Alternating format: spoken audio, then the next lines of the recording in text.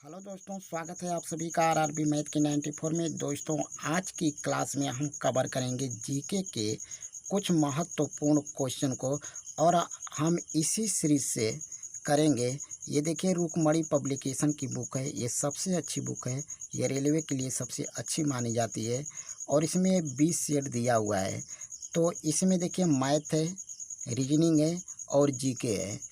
तो मैथ तो हम जो है करवा दिए हैं चैप्टर वाइज। अगर आपने नहीं देखा है तो हमारे प्लेलिस्ट में जाइए, और प्लेलिस्ट में जितने भी मैथ का चैप्टर है सब वहाँ पे डाल दिया गया है, वहाँ से आप जा कर के पढ़ सकते हैं।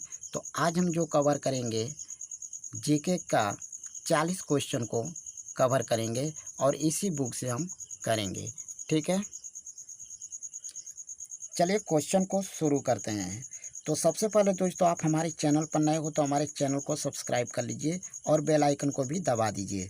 यहाँ पे देखिए, क्वेश्चन हम यहाँ से पढ़ेंगे, 61 नंबर के यहाँ से पढ़ेंगे। तो ये दिया है 2023 विश्व कप क्रिकेट की मेज़बानी इनमें से कौन सा देश करेगा। 2023 विश्व कप क्रिकेट की मेज़बानी कौन सा देश करेगा। ऑप्शन नंबर ये है भारत, ऑस्ट्रेलिया, पाकिस्तान, श्रीलंका। तो कौन सा देश करेगा 2023 विश्व कप क्रिकेट की मेज़बानी। तो इसमें से भारत करेगा, यानी ऑप्शन नंबर एक क्या हो जाएगा, सही आंसर होगा। अब अगला क्वेश्चन है, राष्ट्रीय विज्ञान दिवस किस दिन मनाया जाता है। राष्ट्रीय विज्ञान दिवस किस दिन मनाया जाता है। तो ऑप्शन है 3 मार्च, 28 फरवरी, 15 जनवरी, 5 जून। तो राष्ट्रीय विज्ञान दिवस किस दिन को मनाया जाता है। तो ये मनाया जाता है 28 फरवरी को, यानी ऑप्शन नंबर बी सही हो जाएगा। चलिए अगला क्वेश्चन देखते हैं। अगला क्वेश्चन है, पहला ओलंपिक खेल में आयोजित किया गया था, यानी पहला ओलंपिक खेल कहाँ पे आयोजित किया गया था। ऑप्शन है यूनान, इटली, जर्मनी, रूस। तो इनमें से कहाँ पे हुआ था। तो जो सही आंसर हो जाएगा यूनान, यानी यूनान में पहला ओलंपिक खेल हुआ था। अब अगला क्वेश्चन है, इसरो का मुख्यालय में है, यानी इसरो का मुख्यालय कहाँ पे है। तो ऑप्शन है दिल्ली, चेन्नई, बेंगलुरु, गुजरात। तो इसमें से कौन सा ऑप्शन सही है। तो ये इसरो का जो मुख्यालय है कहाँ पे है। तो बेंगलुरु में है, यानी बेंगलुरु में इसरो का मुख्यालय है। चलिए अगला क्वेश्चन देखा है। यहाँ पे देखिए, शिमला समझौता किस वर्ष में हुआ था। तो शिमला समझौता किस वर्ष में हुआ था। ऑप्शन है 1980, 1956, 1965, 1972। तो कब हुआ था। तो ये हुआ था 1972 में, यानी 1972 हमारा सही आंसर हो जाएगा। चलिए अगला क्वेश्चन देखा जाए। अगला क्वेश्चन है, डीबीएमएस को विस्तृत रूप है, यानी डीएमएस का विस्तृत रूप क्या है। तो पहला ऑप्शन है डाटाबेस मैनेजमेंट सिस्टम, और बी वाला ऑप्शन है डेटा बाउंड मैनेजमेंट सिस्टम, और ये है डेटाबेस मैनेजमेंट सॉफ्टवेयर, और डी ऑप्शन है इनमें से कोई नहीं। तो इनमें से कौन सा ऑप्शन सही है। तो डेटाबेस मैनेजमेंट सिस्टम, ये ए वाला ऑप्शन सही हो जाएगा। चलिए नेक्स्ट क्वेश्चन देखा जाए। तो नेक्स्ट क्वेश्चन है, भारतीय संविधान में मौलिक कर्तव्यों की संख्या है। तो भारतीय संविधान में मौलिक कर्तव्यों की संख्या कितना है। ऑप्शन नंबर ये दिया है 10, 11, 8, 6। तो कितने मौलिक कर्तव्य हैं। तो 11 हैं, यानी ऑप्शन नंबर बी सही हो जाएगा। चलिए अगला क्वेश्चन देखा जाए। अगला क्वेश्चन है, इनमें से कौन सी सिंधु नदी की सहायक नदियां हैं। तो ऑप्शन नंबर ए है झेलम, चिनाब, रवि, उपरोक्त सभी। तो इसमें से कौन सा ऑप्शन सही है। क्वेश्चन में पूछा है सिंधु नदी की सहायक नदियां हैं। तो सिंधु नदी की सहायक नदियां कौन है। तो झेलम, चिनाब, रावी, यानी ये तीनों है। तो ऑप्शन नंबर डी सही होगा, यानी ऑप्शन नंबर डी हमारा सही आंसर होगा। चलिए नेक्स्ट क्वेश्चन देखा जाए।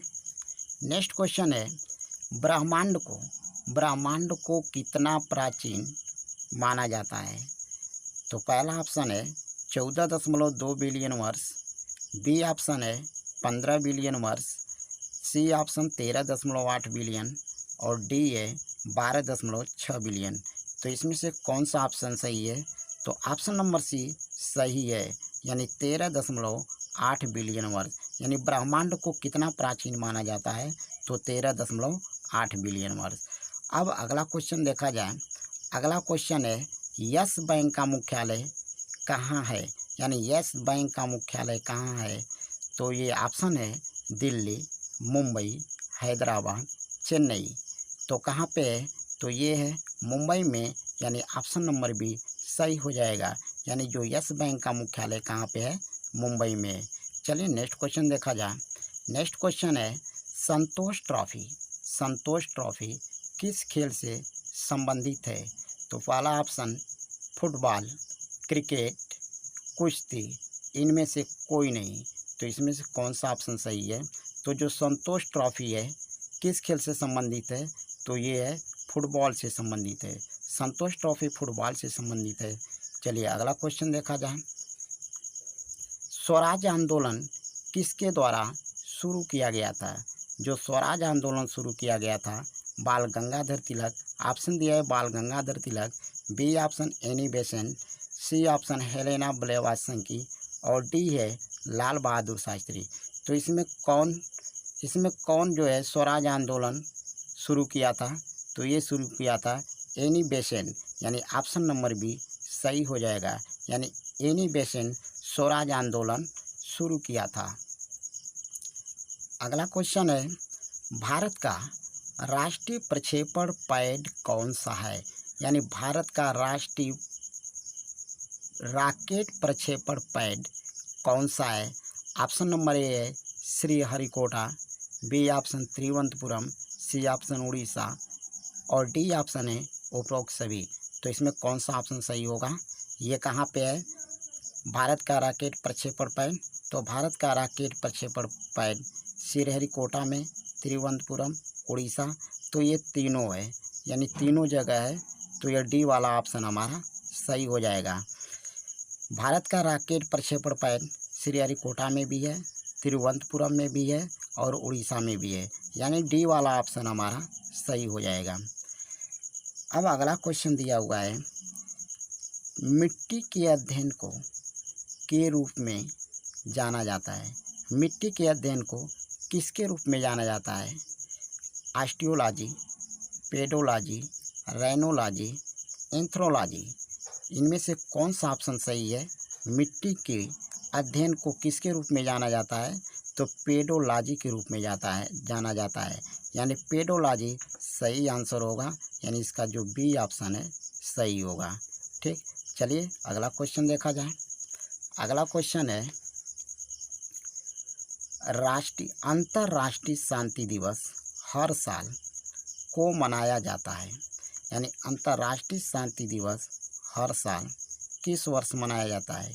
किस डेट को मनाया जाता है? तो ये है ऑप्शन दिया है 22 अक्टूबर, बी ऑप्शन है 20 अगस्त, सी ऑप्शन 21 सितंबर और डी ऑप्शन इनमें से कोई नहीं। तो कब मनाया जाता है? तो ये मनाया जाता है 21 सितंबर को। तो 21 सितंबर हमारा सही आंसर हो जाएगा। चलिए अगला क्वेश्चन देखा जाए।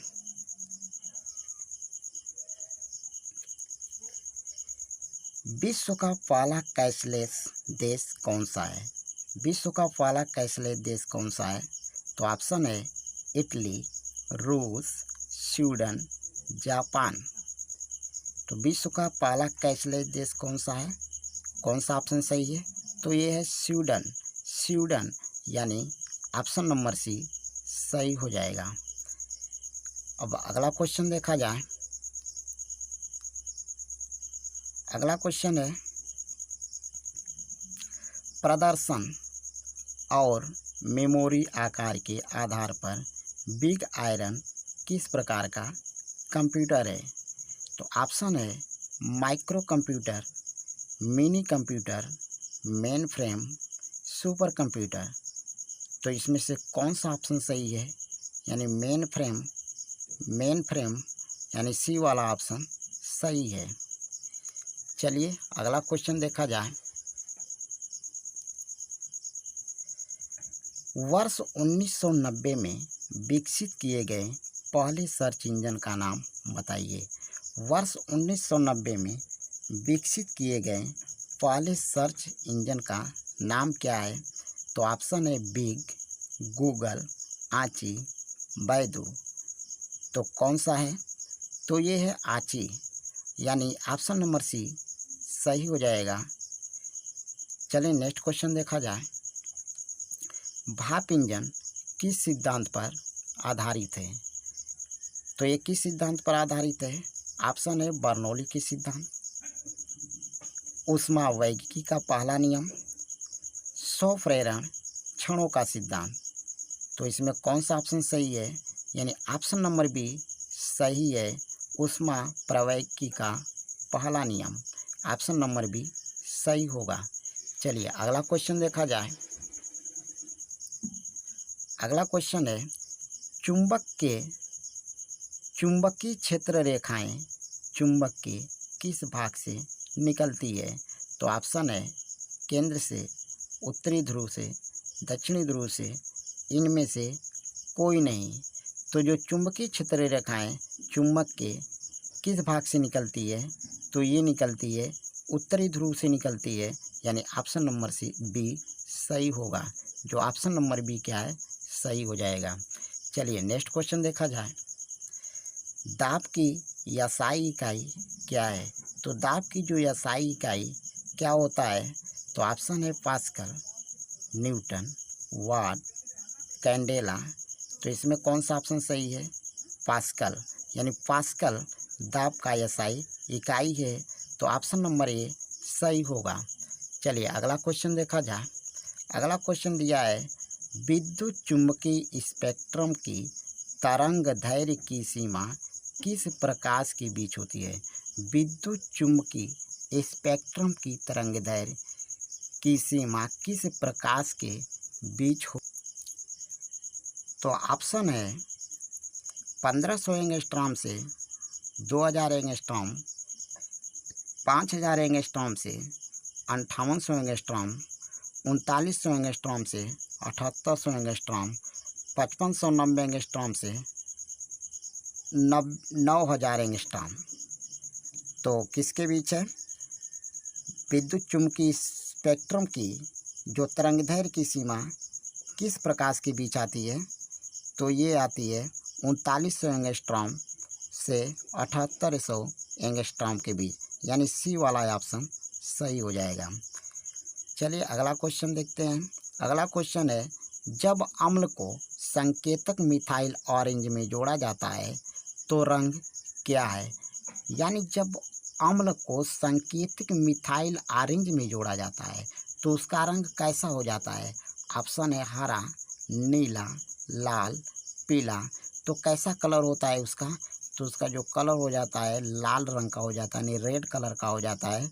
तो ऑप्शन नंबर सी सही है, यानी ऑप्शन नंबर सी हमारा सही आंसर होगा। अब चलिए नेक्स्ट क्वेश्चन देखा जाए।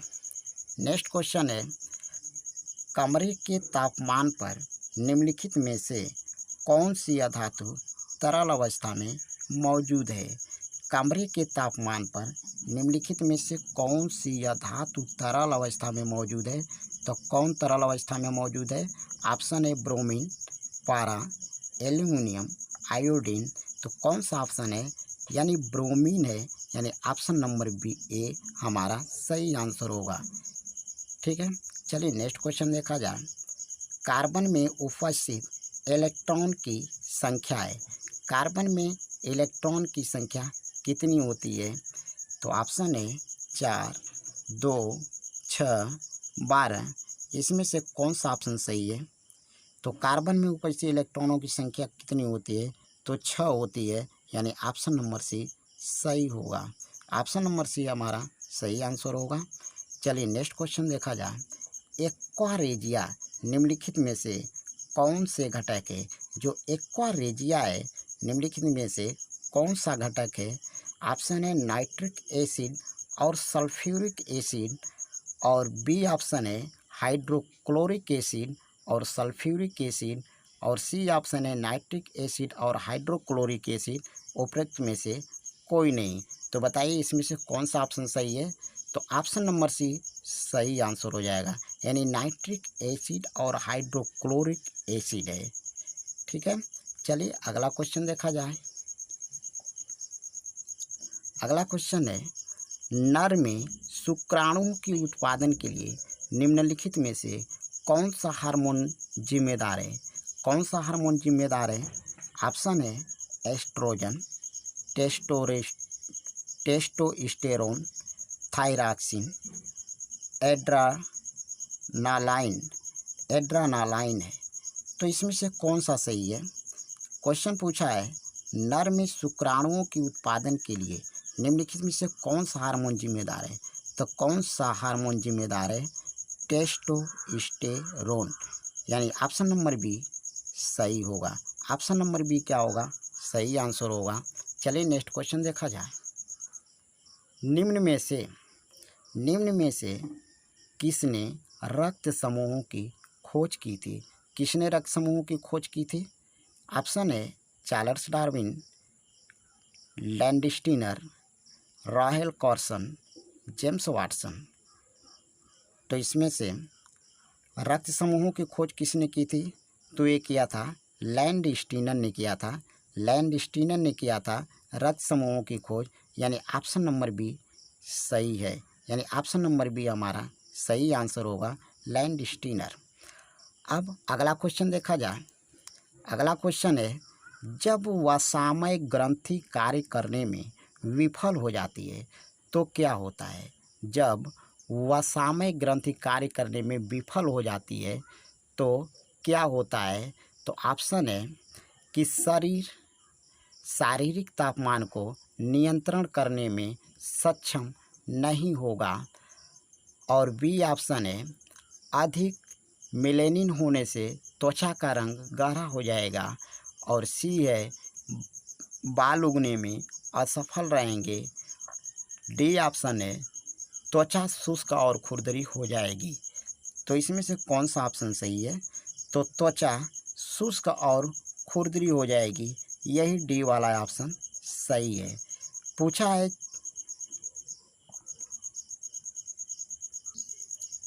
चलिए नेक्स्ट क्वेश्चन देखा जाए। नेक्स्ट क्वेश्चन है, बोगेनविलिया फूल किस श्रेणी के अंतर्गत आता है? बोगेनविलिया फूल किस श्रेणी के अंतर्गत आता है? तो ऑप्शन है बच्चे फूल, बड़े रंगीन खांचों, संवेदनशील फूल, पूर्ण फूल। तो कौन से फूल के अंतर्गत आते हैं? तो ये बड़े रंगीन खांचों के अंतर्गत। तो ऑप्शन नंबर बी हमारा सही आंसर हो जाएगा, ऑप्शन नंबर बी सही है। चलिए नेक्स्ट क्वेश्चन देखा जाए। अगला क्वेश्चन है, सार्वजनिक परिवहन निःशुल्क सेवा की पेशकश करने वाला विश्व का पहला देश कौन सा है? सार्वजनिक परिवहन निःशुल्क सेवा की पेशकश करने वाला विश्व का पहला देश कौन सा है? तो ऑप्शन है लक्समबर्ग, रूस, फ्रांस, जर्मनी। तो कौन सा देश है? तो लक्समबर्ग है, यानी लक्समबर्ग हमारा सही आंसर होगा, यानी ऑप्शन नंबर ए क्या है? सही है। ठीक है, चलिए नेक्स्ट क्वेश्चन देखा जाए। नेक्स्ट क्वेश्चन है, यूके ब्रेक्सिट सचिव के रूप में किसे नियुक्त किया गया है? यूके के ब्रेक्सिट सचिव के रूप में किसे नियुक्त किया गया है? ऑप्शन है Stacey Cunningham, David Davis, Stephen Barclay, Dominic Raab. तो इसमें से कौन सा ऑप्शन सही है? तो ऑप्शन नंबर सी सही है, Stephen Barclay. Stephen Barclay option number C सही है। चलिए नेक्स्ट क्वेश्चन देखा जाए। भारत अपने पहले G20 शिखर सम्मेलन की मेजबानी कब करेगा? भारत अपने पहले G20 शिखर सम्मेलन की मेजबानी कब करेगा? ये करंट अफेयर्स का क्वेश्चन है। तो ऑप्शन है 2020, 2021, 2022, 2023। तो 2022 में करेगा, यानी ऑप्शन नंबर सी सही है। ऑप्शन नंबर सी क्या है? सही आंसर होगा। चलिए नेक्स्ट क्वेश्चन देखा जाए। नेक्स्ट क्वेश्चन है, किस शहर को आर्किटेक्चर की पहली यूनेस्को विश्व राजधानी घोषित किया गया है? किस शहर को आर्किटेक्चर की पहली यूनेस्को विश्व राजधानी घोषित किया गया है? तो ऑप्शन है Rio de Janeiro, Copenhagen, Paris, Melbourne. तो कौन सा है? तो पहला ऑप्शन जो दिया है रियो डी जेनेरियो, यानी रियो डी जेनेरियो सही होगा, यानी ऑप्शन नंबर ये क्या है, सही हो जाएगा। ठीक है, अगला क्वेश्चन देखा जाए। अगला क्वेश्चन दिया है, निम्नलिखित में से कौन सा भारत का सबसे भारी संचार उपग्रह है?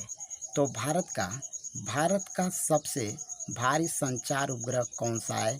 GSAT 11, GSAT 12, GSAT 23, GSAT 29।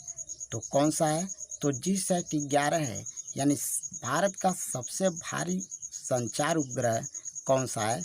तो जीसैट 11, ऑप्शन नंबर ए सही है, यानी ऑप्शन नंबर ए हमारा सही आंसर होगा। चलिए नेक्स्ट क्वेश्चन देखा जाए। अगला क्वेश्चन है, देश का 25वां उच्च न्यायालय कहाँ स्थित है? ऑप्शन है आंध्र प्रदेश, तेलंगाना, जम्मू और कश्मीर, पटना। तो 25वां उच्च न्यायालय कहाँ पे है? तो ये है आंध्र प्रदेश में, यानी ऑप्शन नंबर ए सही होगा, यानी 25वां उच्च न्यायालय कहाँ पे है? आंध्र प्रदेश में है। अगला क्वेश्चन देखा जाए, भारत का पहला गेमिंग विश्वविद्यालय कहाँ स्थित है? भारत का पहला गेमिंग विश्वविद्यालय कहाँ पर स्थित है? ऑप्शन है आंध्र प्रदेश, मणिपुर, गुजरात, अरुणाचल प्रदेश। तो कहाँ पे है? ये कहाँ पे है? तो ये है आंध्र प्रदेश में है, यानी ऑप्शन नंबर ए सही है, यानी ऑप्शन नंबर से ये हमारा सही आंसर होगा। क्या है? आंध्र प्रदेश है। तो भारत का पहला गेमिंग विश्वविद्यालय कहाँ पे है? तो ये है आंध्र प्रदेश में। चलिए अगला क्वेश्चन देखा जाए। अगला क्वेश्चन है, वर्ष 2018 का ऑक्सफोर्ड डिक्शनरी का हिंदी शब्द निम्नलिखित में से कौन है? तो डिक्शनरी शब्द कौन सा है? वर्ष 2018 का ऑक्सफोर्ड डिक्शनरी का हिंदी शब्द कौन सा है? तो ऑप्शन है आधार, मित्रों, नारी शक्ति, दोस्तों। तो कौन सा है? नारी शक्ति। तो नारी शक्ति सही है, यानी ऑप्शन नंबर सी हमारा सही आंसर होगा। चलिए अगला क्वेश्चन देखा जाए। भारत सरकार द्वारा नए लॉन्च किए गए 20 रुपये के सिक्के का आकार क्या है? भारत सरकार द्वारा नए लॉन्च किए गए 20 रुपये के सिक्कों का आकार क्या है? तो ऑप्शन है अष्टकोना, षटकोण, 12 कोना, पंचकोण। तो कौन सा ऑप्शन सही है? यानी ऑप्शन नंबर सी सही है। क्या है? 12 कोना, यानी 20 रुपये के सिक्के का आकार क्या है? 12 कोना, जो भारत सरकार द्वारा लॉन्च किया गया था। चलिए अगला क्वेश्चन देखा जाए। ये लास्ट क्वेश्चन है। लास्ट क्वेश्चन है, निम्न में से किसने भारत की पहली जैव ईंधन उड़ान भरी थी? भारत की पहली जैव ईंधन उड़ान कौन भरी थी? ऑप्शन है Vistara, air India, Kingfisher, spice jet. तो इसमें कौन सा ऑप्शन सही है? यानी option number D spice jet. Spice jet हमारा सही आंसर होगा। तो दोस्तों वीडियो पसंद आई हो तो वीडियो को लाइक शेयर कर दीजिए और चैनल को सब्सक्राइब करके बेल आइकन को दबा दीजिए। धन्यवाद।